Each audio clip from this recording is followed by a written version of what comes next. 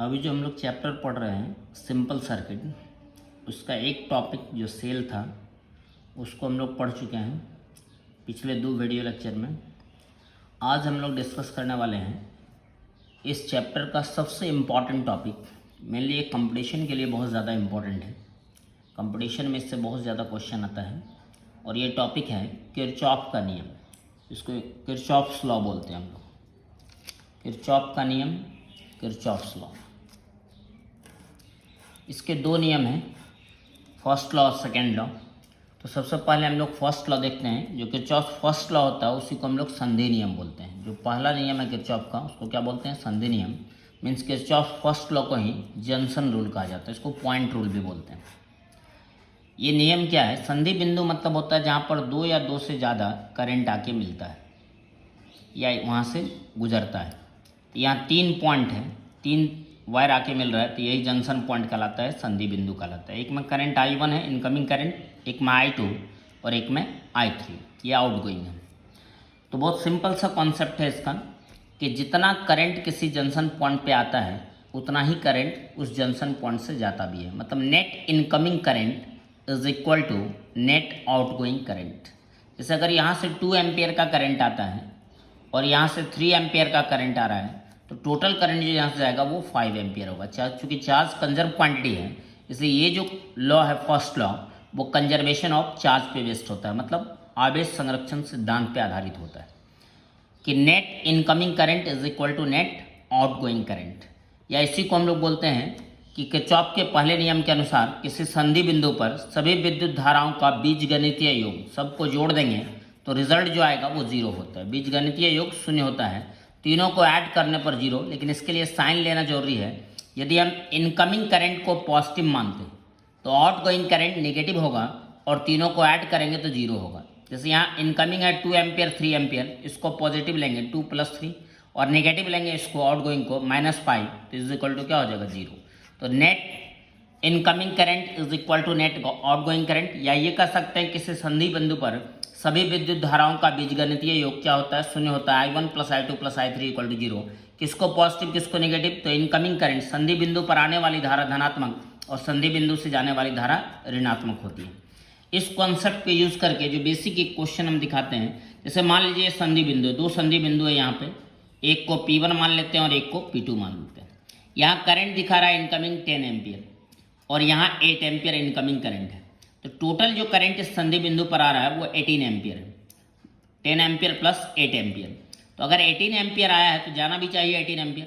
अगर इधर से 4 एम्पियर जाता है तो आउटगोइंग 4 एम्पियर है, टोटल होना इनकमिंग 18 एम्पियर है। तो 18 एम्पियर आउटगोइंग होने के लिए I1 का वैल्यू होना चाहिए 14 एम्पियर। तो 14 एम्पियर अगर आउटगोइंग होगा तब हम कह सकते हैं net incoming is equal to net outgoing. अब यहाँ से 14 एम्पियर आ रहा है पॉइंट P पर, संधि बिंदु P2 पर देखते हैं, इधर से 14 एम्पियर इनकमिंग है, ये इनकमिंग है 5 एम्पियर, मतलब टोटल 19 एम्पियर इनकमिंग हो गया। 19 एम्पियर इनकमिंग करंट है और यहाँ से 10 एम्पियर आउटगोइंग है। 19 एम्पियर अगर इनकमिंग है तो आउटगोइंग भी 19 एम्पियर होना चाहिए। 10 इधर से गया तो रेस्ट जो होगा 9 एम्पियर वो इस तरह से जाना चाहिए, तब net incoming is equal to net outgoing होगा। तो I2 का वैल्यू हो जाएगा 9 एम्पियर और I1 का वैल्यू हो जाएगा 14 एम्पियर। तो इस कॉन्सेप्ट का यूज करते हम लोग किसी भी संधि बिंदु पर, जंक्शन पॉइंट पर, net incoming current is equal to net outgoing current. और जो किरचॉफ का पहला नियम है वह आवेश संरक्षण सिद्धांत पर आधारित होता है, कंजर्वेशन ऑफ चार्ज पर बेस्ड होता है। सेकेंड लॉ जो है किरचॉफ का जो दूसरा नियम है उसको हम लोग बंद पास का नियम भी बोलते हैं, लूप लॉ भी बोलते हैं। किरचॉफ का दूसरा नियम बंद पास का नियम, जिसको किरचॉफ सेकेंड लॉ बोलते हैं या लूप लॉ बोलते हैं। ये क्या कहता है कि किसी भी बंद पास में, क्लोज लूप में, जो कुल विद्युत वाहक बल होगा, 2, 4, 5 सेल जितना भी लगा हुआ है, टोटल विद्युत वाहक बल लिखना है, नेट EMF कुल विद्युत वाहक बल, उस बंद पास में उपस्थित सभी प्रतिरोध, जितना भी रेसिस्टेंस है उसका वोल्टेज, विभवांतर मतलब IR, V is equal to क्या लिखना है हम लोग को? IR। हर एक विभवांतर के जगह पे हम लोग को IR लिखना है, सबके योग के क्या होता है? बराबर होता है। मतलब एक तरफ टोटल EMF रखना है और एक तरफ सभी रेसिस्टेंस का वोल्टेज को ऐड करना है।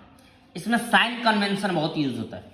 साइन कन्वेंशन का इंपॉर्टेंस बहुत ज़्यादा है कि कैसे EMF को पॉजिटिव निगेटिव लेना है और कैसे वोल्टेज को पॉजिटिव निगेटिव लेना है। तो पहले चिन्ह परिपाटी समझ में आना चाहिए, साइन कन्वेंशन, कि अगर हम विद्युत वाहक बल की दिशा में घूम रहे हैं, ईएमएफ के डायरेक्शन में, ईएमएफ का डायरेक्शन याद होगा, नेगेटिव टर्मिनल से पॉजिटिव टर्मिनल होता है, पढ़ा चुके हैं। अगर हम ईएमएफ के डायरेक्शन में घूमते हैं तो ईएमएफ को पॉजिटिव लिया जाता है, धनात्मक। अगर बंद पास में हम घूम रहे हैं और उसके विपरीत दिशा में घूम रहे हैं ईएमएफ की, तब उस सिचुएशन में ई को नेगेटिव मानते हैं। अगर ई के डायरेक्शन में जा रहे हैं तो पॉजिटिव, और ई के अपोजिट डायरेक्शन में जा रहे हैं तो नेगेटिव माना जाता है। अब वोल्टेज लिखना है एक साइड में आई आर, तो कब प्लस आई आर कब माइनस आई आर। तो अगर हम करंट के डायरेक्शन में जा रहे हैं, विद्युत धारा की दिशा में घूम रहे हैं, तो आई आर को पॉजिटिव लिखा जाता है, धनात्मक लिखते हैं। और अगर हम विपरीत दिशा में करंट के घूम रहे हैं तो आई आर को नेगेटिव, विभवांतर को क्या लिखना है, नेगेटिव लिया जाता है। तो ये दो साइन कन्वेंशन के लिए पॉइंट है कि अगर हम विद्युत वाहक बल की दिशा में घूमते हैं तो ईएमएफ पॉजिटिव, विपरीत दिशा में घूमते हैं तो ईएमएफ नेगेटिव, करंट के डायरेक्शन में घूमते हैं तो आई आर पॉजिटिव, करंट के अपोजिट डायरेक्शन में घूमते हैं तो आई आर नेगेटिव। लेकिन इस नियम को यूज करने के लिए जो मेन चीज़ है कि बंद पास का होना जरूरी है। जैसे यहाँ पर अगर हम बात करें, एक लूप है, इसमें कुछ सेल और रेसिस्टेंस है, ये पॉइंट मान लेते हैं संधि बिंदु ए और बी। तो यहाँ अगर हम नेट इनकमिंग करंट आई मानते हैं तो इसमें हम लोग I1 लेते हैं, I1, तो इधर हो जाएगा I2। Net incoming current is equal to net outgoing current. इसको इस तरह से भी मान सकते हैं कि I2 is equal to I minus I1, जो रिमेनिंग करंट होगा वो इस साइड से जाएगा। तो ये हो गया I1। तो इस ब्रांच में पूरे A से B तक करंट जो होगा वो क्या होगा, I1।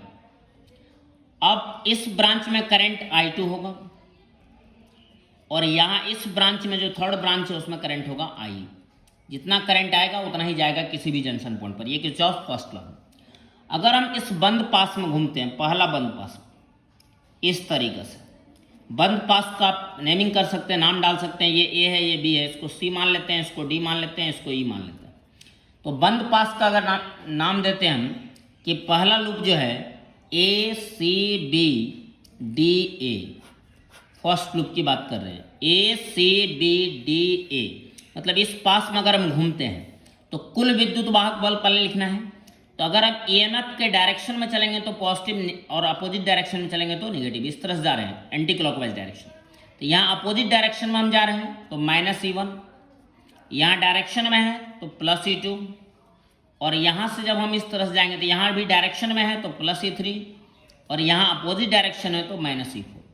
ईएमएफ के डायरेक्शन में जा रहे हैं तो नेगेटिव पॉजिटिव, अपोजिट डायरेक्शन में जा रहे हैं तो नेगेटिव। इस कॉन्सेप्ट से टोटल ईएमएफ को लिखते हैं किसी भी बंद पास में।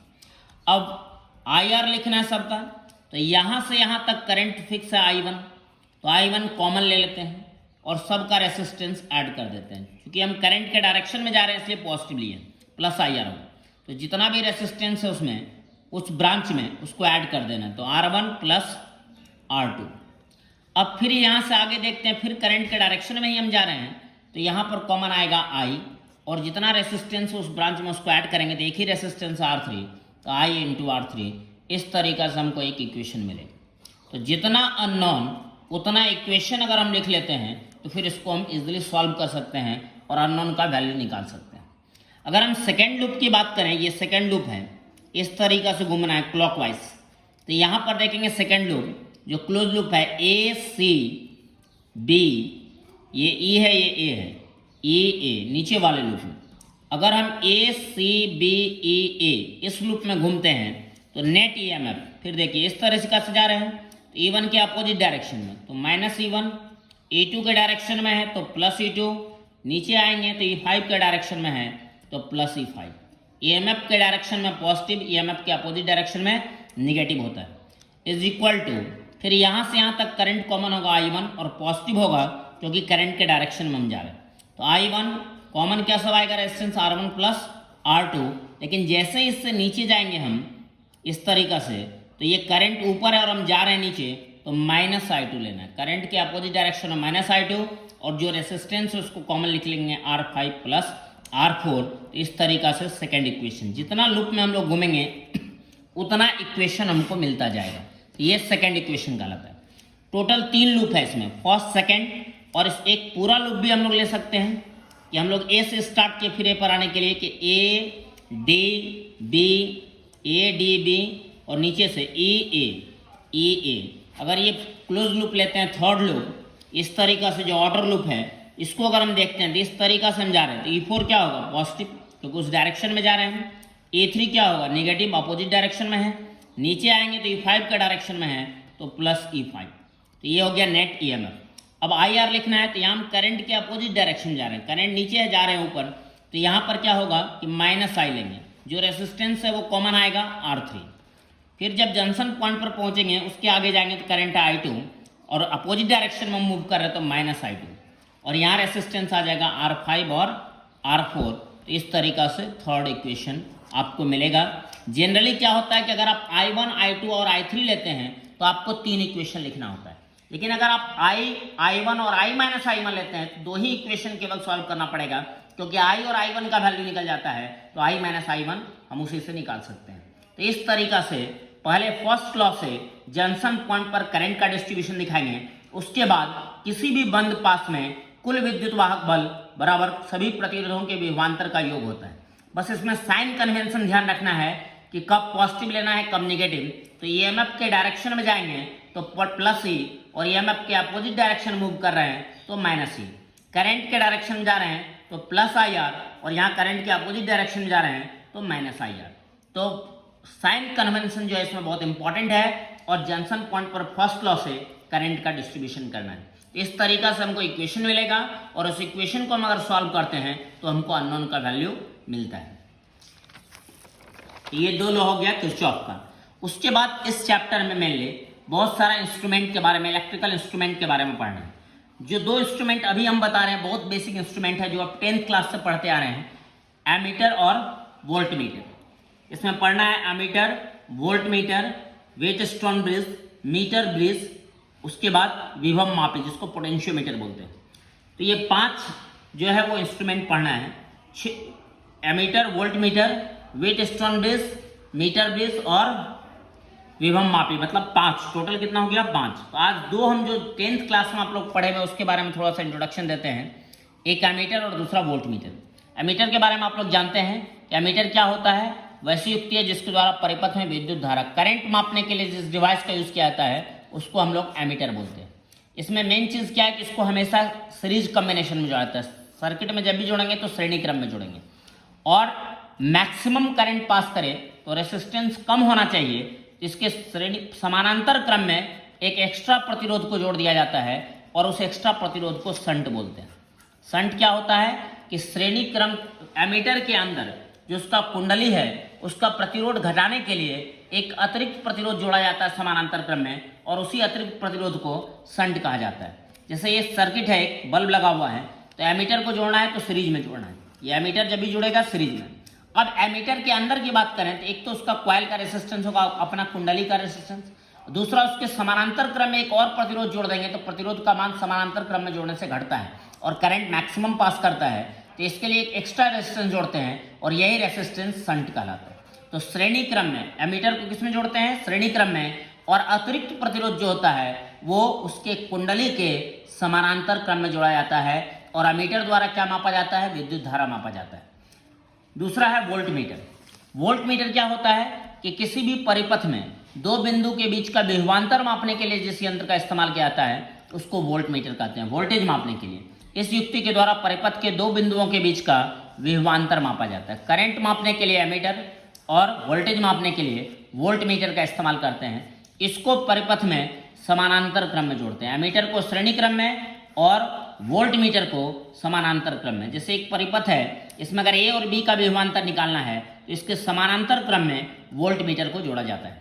अब वोल्ट मीटर में रेसिस्टेंस अधिक होना चाहिए ताकि मिनिमम करंट पास करे, और रेसिस्टेंस अधिक होने के लिए जो अतिरिक्त प्रतिरोध है उसको श्रेणी क्रम में जोड़ते हैं।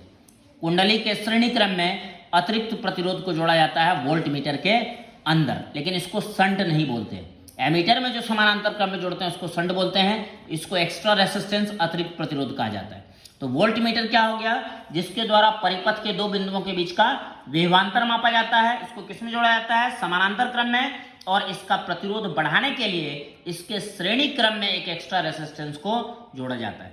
एक और इंस्ट्रूमेंट है गैल्वेनोमीटर, जिसका यूज यहाँ बहुत कम मात्रा में हम लोग करेंगे, लेकिन ये ध्यान रहे गैल्वेनोमीटर द्वारा भी करंट मापा जाता है और एमीटर द्वारा भी। फर्क क्या है कि लार्ज अमाउंट के करंट को मापने के लिए एमीटर का यूज होता है और स्मॉल अमाउंट के करंट को मापने के लिए गैल्वेनोमीटर का यूज होता है। जिसको जी से डिनोट किया जाता है। गैल्वेनोमीटर क्या है, जिसको किससे लिखते हैं, जी से लिखते हैं। अभी हम लोग डायरेक्ट इस चैप्टर में जी का यूज करेंगे गैल्वेनोमीटर का, लेकिन इसका डिटेल हम लोगों को पढ़ना है कंस्ट्रक्शन वर्किंग के साथ। मैग्नेट में इसको डिटेल से पढ़ा जाता है।